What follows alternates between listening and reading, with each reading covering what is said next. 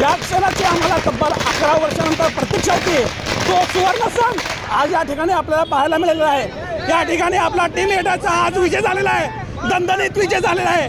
तब्बल 11 वर्षांनी भारताने न्यूझीलंडवर दणदणीत असा विजय प्राप्त केलेला आहे। गेल्या कित्येक दिवसापासून प्रत्येक क्रिकेटप्रेमींना या विजयाची उत्सुकता होती। खऱ्या अर्थानं हा दिवाळीचा सण म्हणायला काय हरकत नाही।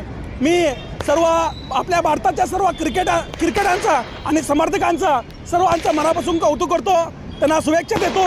आज खऱ्या अर्थानं छत्रपती शिवाजी महाराज विश्वरत्न डॉक्टर बाबासाहेब आंबेडकर यांना विनम्र अभिवादन करून भारताने खऱ्या अर्थाने एक विजय प्राप्त केलेला आहे। हा विजय एक दिवाळीसारखा आहे, त्यामुळे आम्ही आज पार्क चौक येथे फटाक्यांची आतषबाजी आणि या ठिकाणी आम्ही एकमेकांना क्रिकेटप्रेमींना मिठाईचं वाटप केलेलं आहे।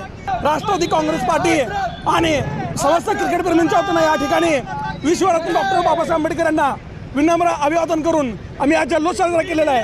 भारत माता की भारत माता की वंदे वंदे हे कम नाही, हा खऱ्या अर्थानं दणदणीत विजय आपल्या रोहित शर्मा हिटमॅन ह्याने आज दाखवून दिलेला आहे। त्याची ताकद काय, भारताची पॉवर काय आणि या क्रिकेट मॅचला आज खऱ्या अर्थानं एक न्याय मिळाला आहे। आज प्रत्येक क्रिकेटप्रेमीमध्ये एक उत्सुकता आहे, कारण खऱ्या अर्थानं दिवाळीचा सण आज साजरा झाला असं म्हणायला काही हरकत नाही।